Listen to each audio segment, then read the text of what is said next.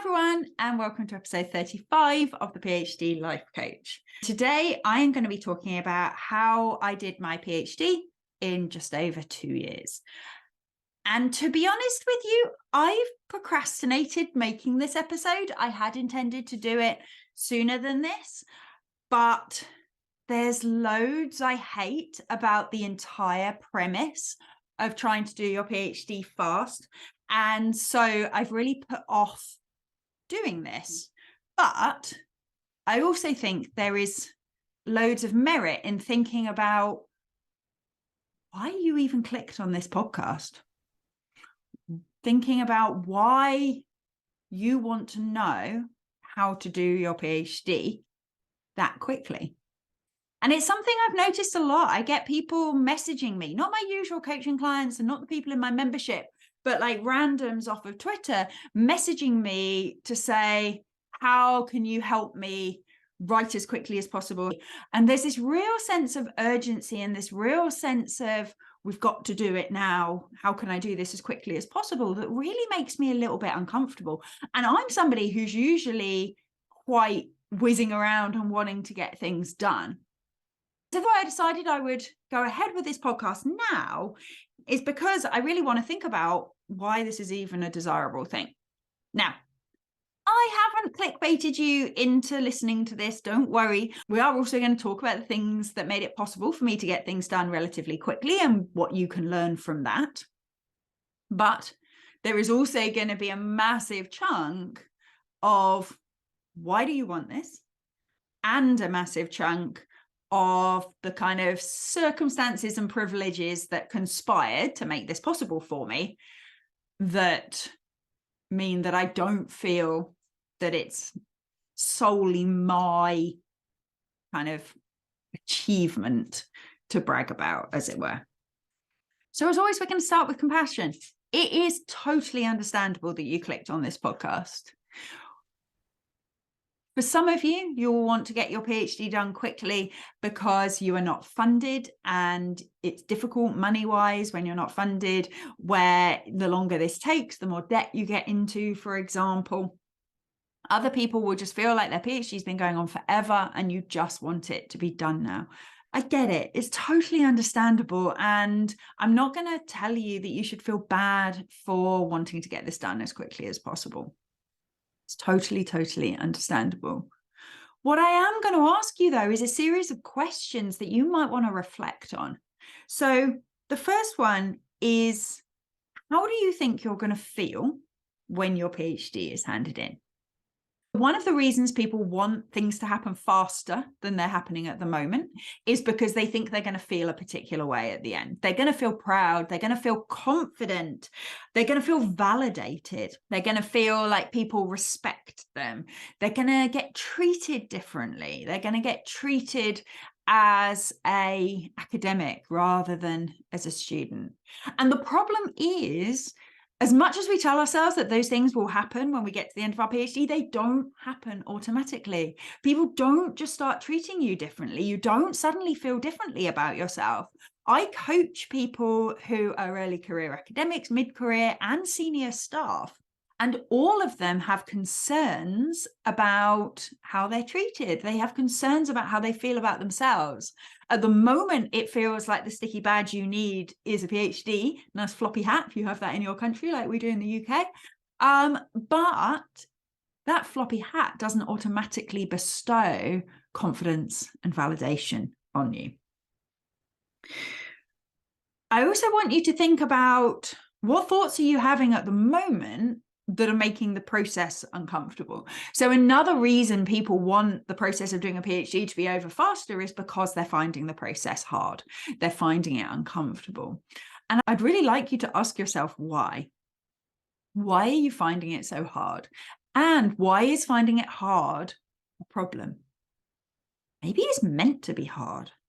Maybe it should feel uncomfortable. Now, I don't mean, as usual, caveats, I don't mean that you should have to put up with poor mental health and all those sorts of things. That's not what I mean at all. But why is it a problem if you find it difficult along the way? Why are we trying to rush past that difficult? And what's going to be at the other end of it? Are we assuming that what you do next will be easier? I see PhD students who are desperate to get through their PhD so that they can start their academic career because they're finding doing a PhD stressful and they want to get on with the real thing. And one of the things we often talk about is what's going to be different over there. If you're doing research and you're doing some leadership bits and you're doing some admin, the stuff that you're finding difficult at the moment is still going to be over there. And even if you've decided that the reason you want to get your PhD done is so that you can go into a career that doesn't use your PhD, there's still going to be different difficulties over there. There's going to be different challenges.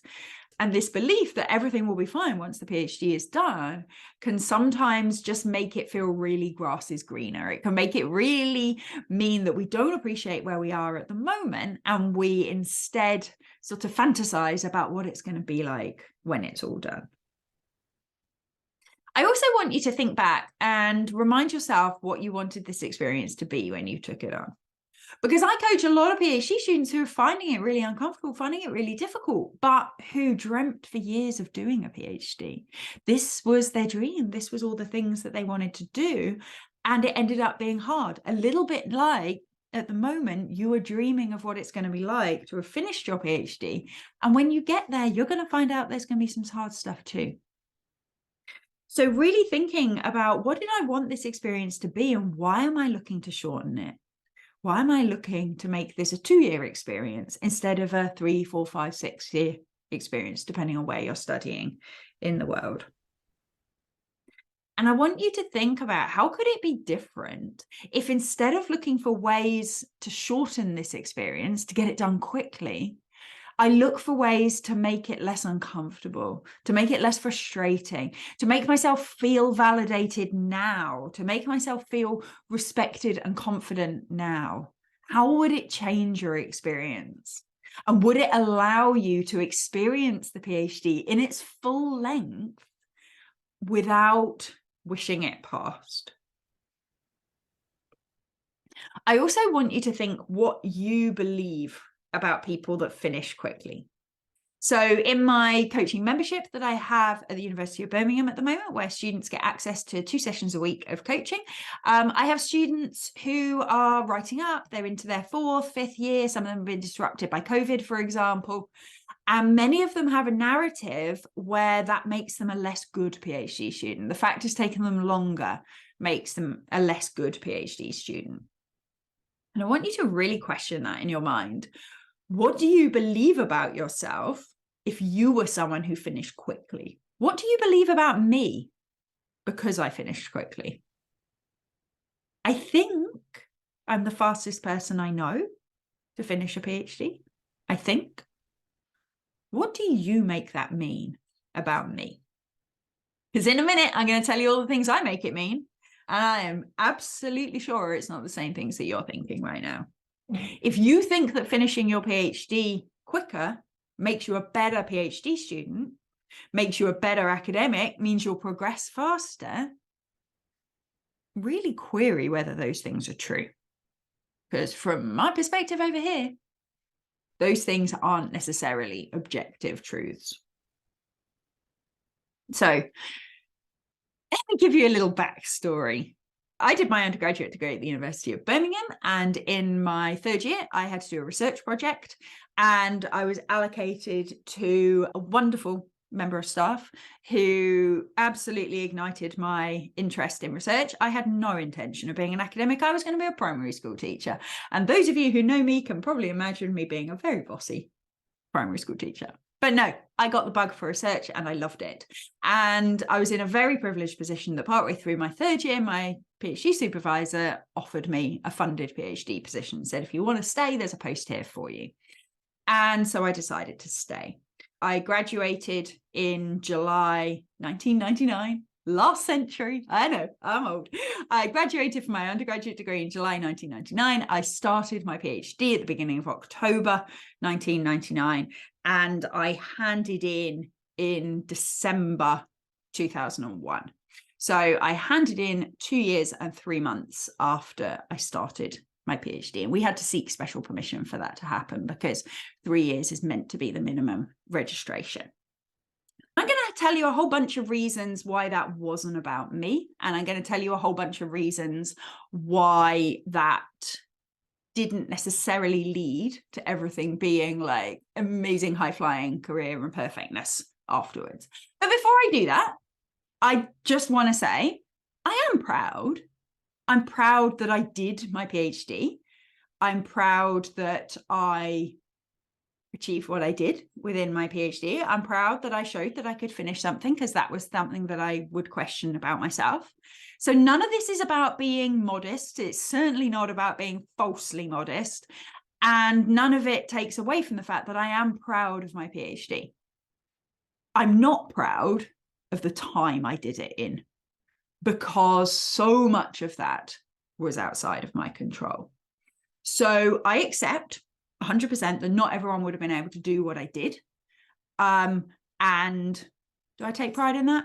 Maybe a little bit. Not everyone would have been able to get it done in the time I did it, but it wasn't me and my abilities and my amazingness that made it happen. It was a whole cluster of circumstantial things that meant that that was how it worked out.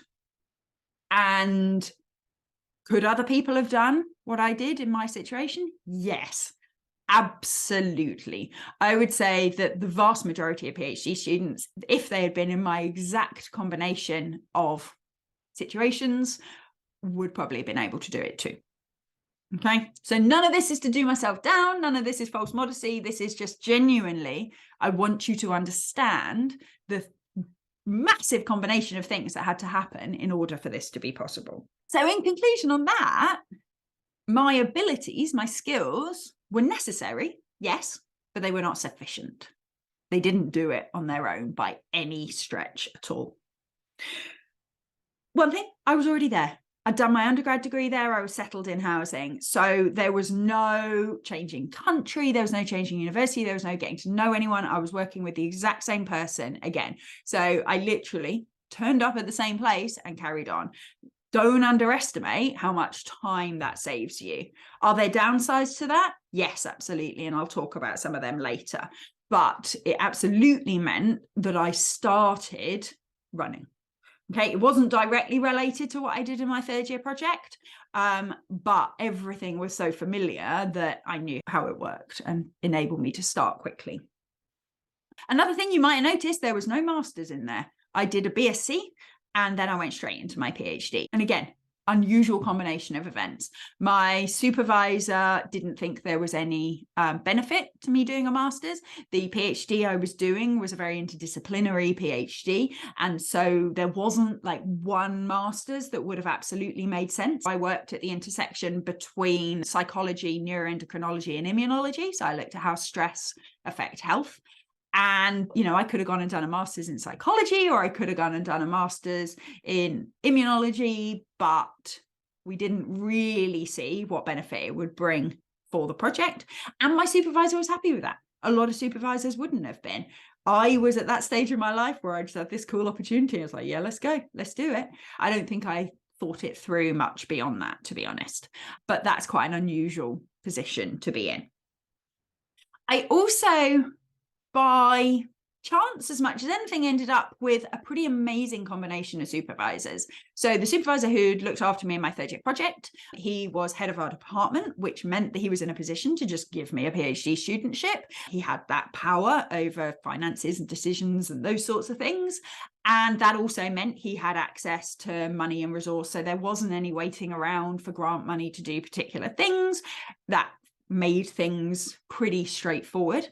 But I was also second supervised by somebody who at that stage was reasonably well known in his field, but reasonably early in his career. So he was probably 10 years postdoc, something like that at this stage, well known in a related field, but not specifically what I was working in. But he was at that stage of his career where he had time and capacity to put into me. He had enough space to be in regular contact with me and those sorts of things.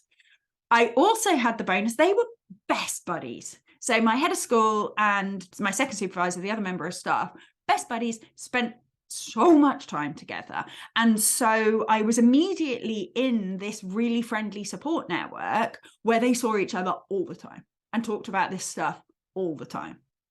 They had also already established a relationship with the immunology department at the university, where there was an absolutely amazing clinical immunologist who was insightful, open to the fact that psychology could impact immune function, which at this stage in the 90s, most people weren't, and who had access to all the assays that we needed, the technical support that we needed.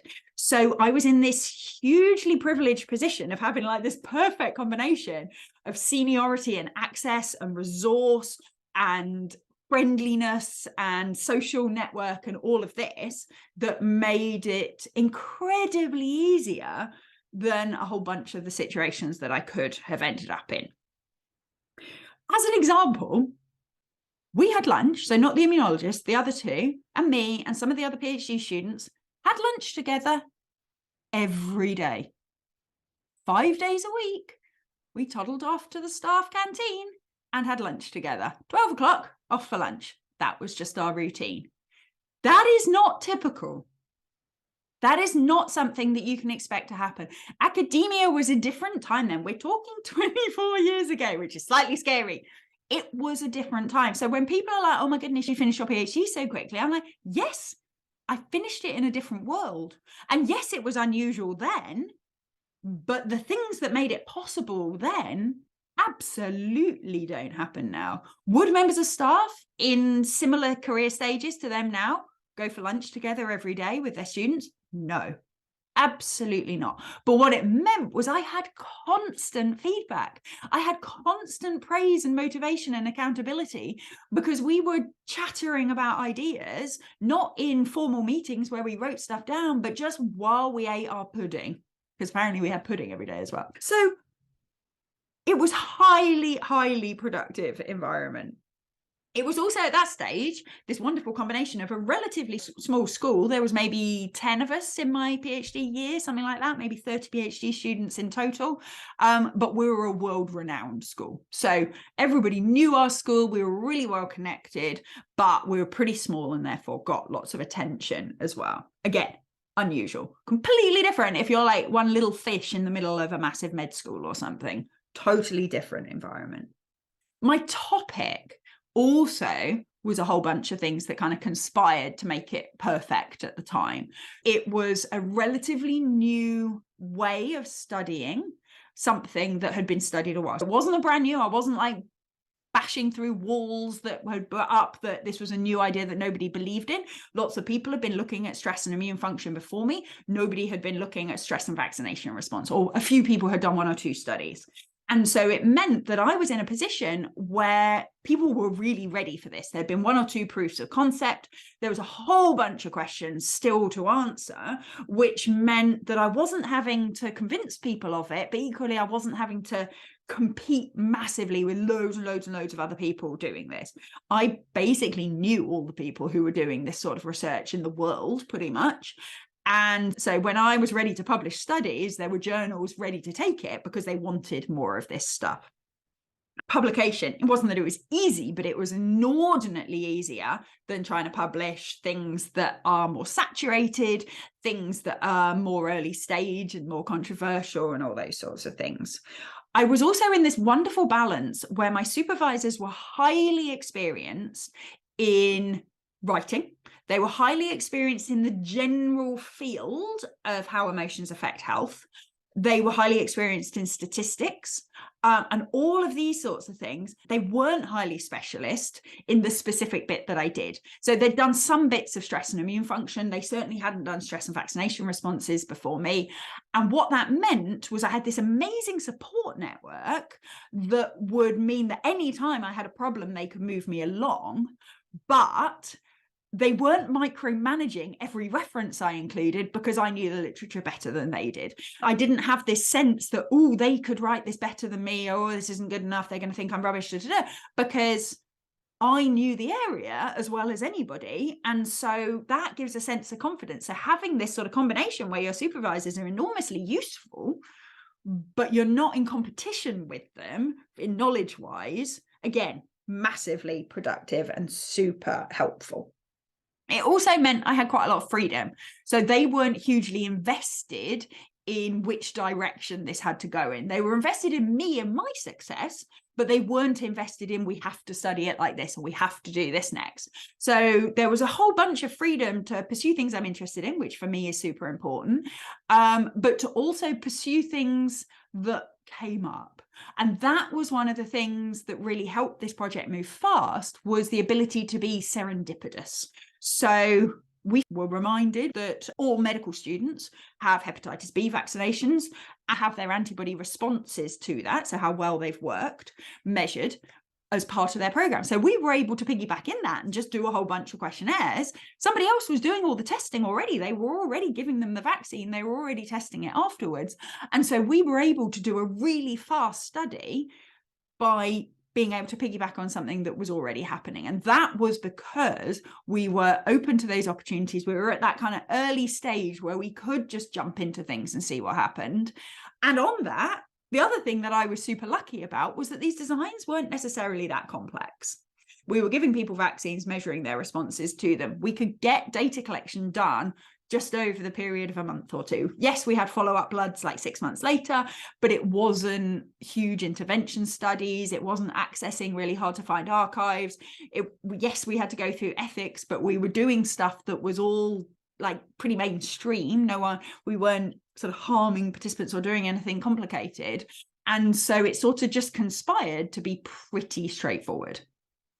The other way I was lucky, the studies worked. We found things. So it's enormously easier to write up a paper if you confirm your hypothesis, if you find exactly what you were looking for.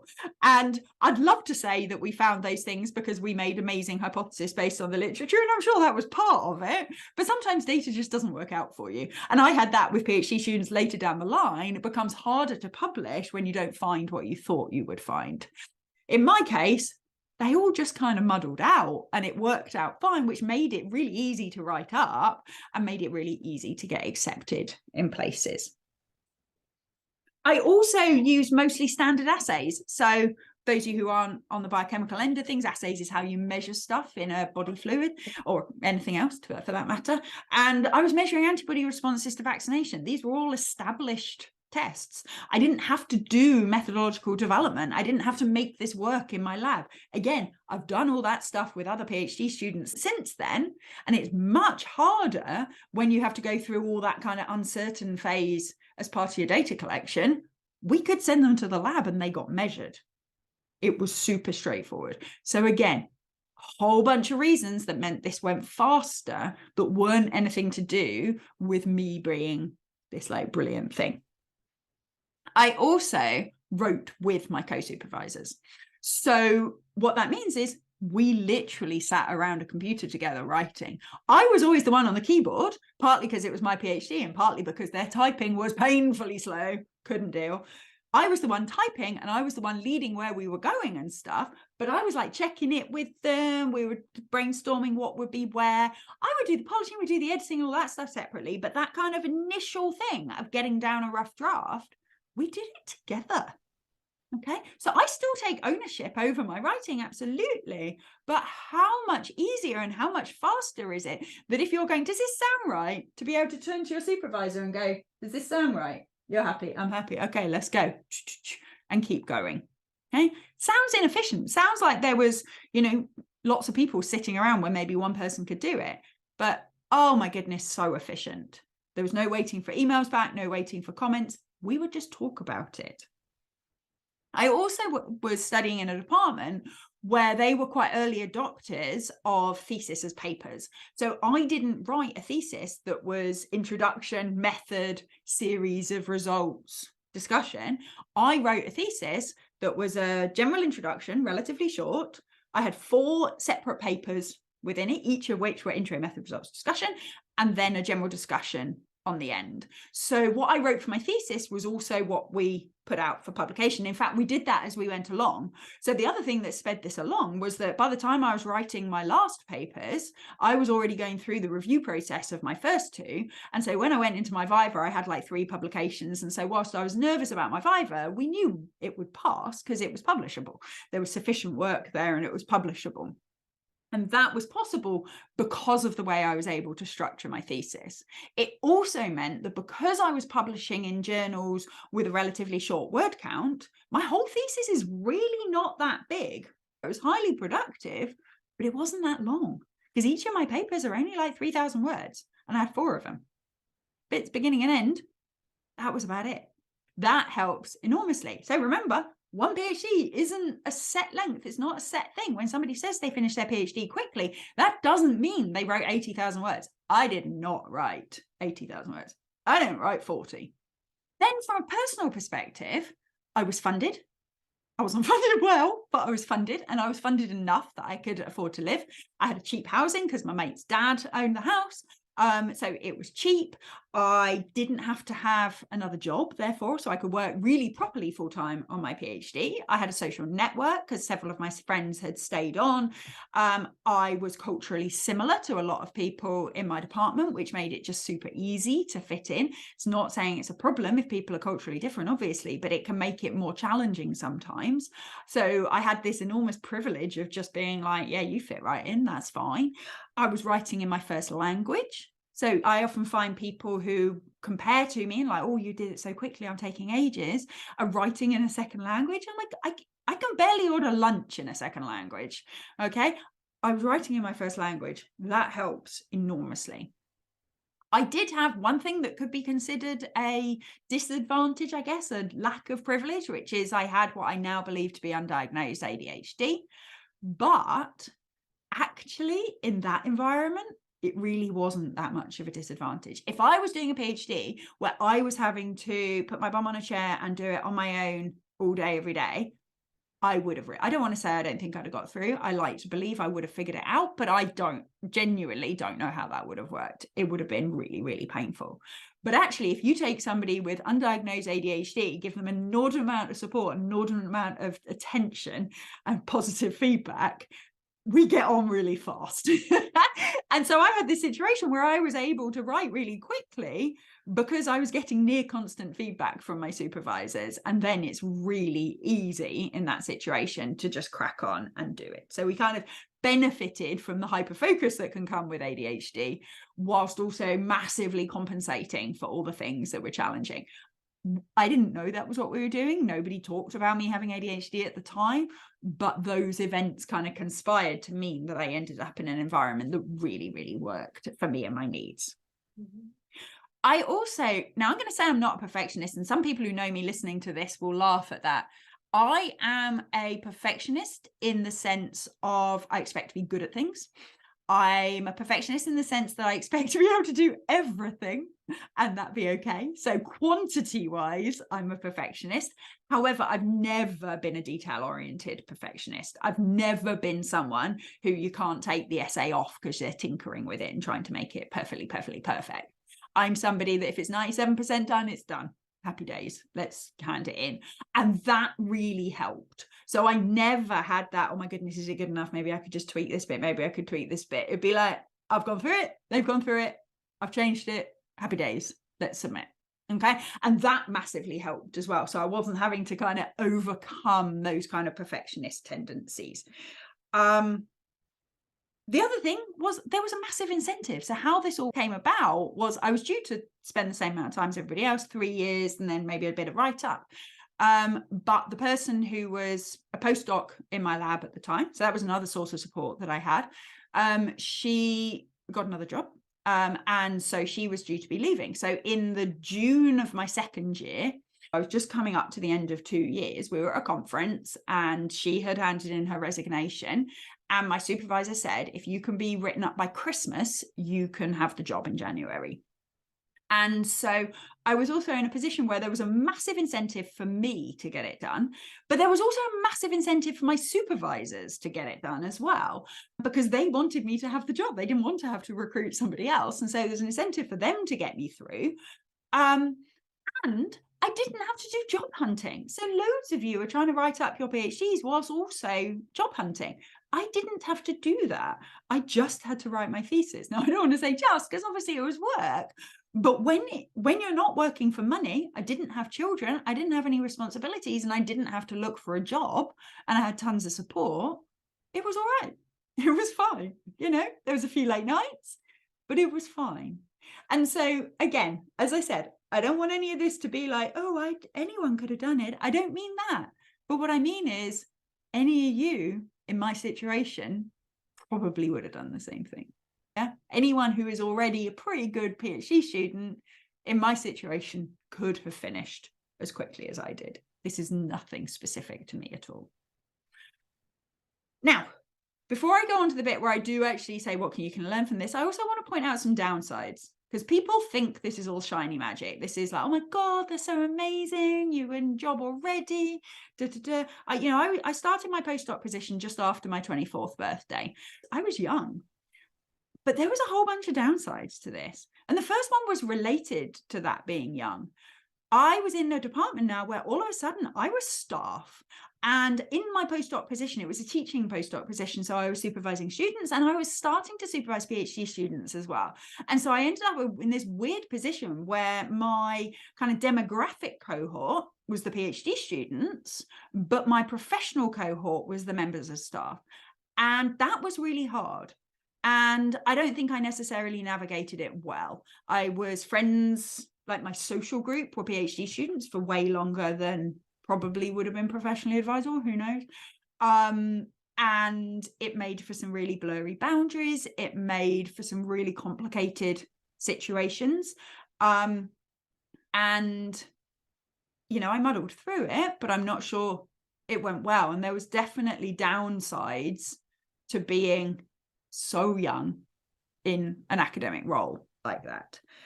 I also had massive imposter syndrome. I don't mean in the sense of not deserving my job. I knew I could do my job, but in terms of believing in the depth of my knowledge. I really believed my PhD was rushed. I really believed that while I was good at getting studies done and I was good at getting them written up, I didn't necessarily have the depth of understanding that I felt I should have by that stage. And some of that is the perils of working in interdisciplinary science. No one can be quite as, no one can be an expert in all areas in interdisciplinary science. So looking back, I think a lot of it was by nature of working in an interdisciplinary way. But a big chunk of it was knowing that I had gone through my PhD so quickly. And it really made me doubt myself. It really made me over-dependent on further qualifications. So as an example, during my postdoc, I actually went back and did part of a master's. So I have a postgraduate certificate in immunology and infection that I did as a full-time student while doing a full-time job at the university, because I was so worried about my lack of in-depth immunology knowledge. Did I need to? Probably not. Was it useful? Maybe. Was it driven from imposter syndrome that was caused by my thoughts about having finished so quickly? Yes, 100%. Okay, so there's downsides to all of this as well. Another downside was that lack of a cohort and lack of a feeling of cohortness. I didn't really celebrate finishing my PhD because none of my friends were anywhere close to finishing. Most of my friends took at least another year, if not more. And I felt really socially awkward about that. I didn't want to be, hey, yay, I finished. Come and have a party with me. I know you haven't, but party with me. So I didn't really celebrate with my family a bit because they were proud. But I didn't really celebrate with my cohort. It was really awkward, and there were people that didn't like it. And I found that really difficult. Even since then, I've been generally embarrassed more than anything, because when you tell people, they're like, oh my God, you must be amazing. Are you the person that finished in 2 and a bit years? Oh my God. And you don't get to tell them all the story that I've just told you. You don't get to tell them all the reasons why it wasn't because you were amazing. It's just a cluster of things, and that you're just pretty middling to compare to everybody else. And so I was just generally pretty embarrassed about it, to be honest, and tried to avoid talking about it whenever I could. And then there are some things that aren't downsides, but they're like not upsides. So some people are like, you must have progressed so fast. And I look at people in my cohort and I'd say I progressed middlingly. So I reached full professor, which I'm super proud of. I reached that when I was 43. Other people had reached it before me who were either cohorts behind me or similar cohort. So did it help me progress faster? Probably not. Am I the most successful person in my cohort? No, not by a long stretch. There's people off all over the world doing super exciting things, creating incredible careers. So has it meant that because I did it fast, I went further and faster? No. I'm really happy with my career. Don't get me wrong. I'm not saying I haven't achieved, but did I achieve because I got that done so quickly and got on fast? No, that wasn't what did it. In fact, other than the niggling doubts that remained in my mind about whether I was good enough or not, whether I was well trained enough, after a couple of years, it just wasn't even a thing. It is amazing how fast something becomes unimportant.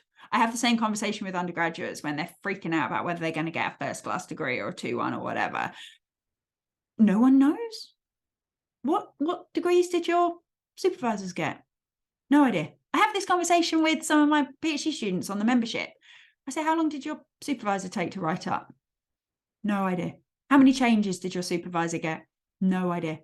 Because it really rapidly doesn't matter.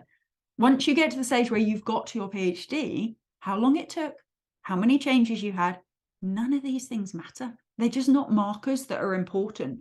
And that's why I'd really encourage you to be really skeptical about anyone who's giving tons of advice about how to get your PhD done really quickly, because it's just not an important marker. So what do I want you to learn instead? I want you to learn that you can be proud of things. I've got podcasts next week about being proud.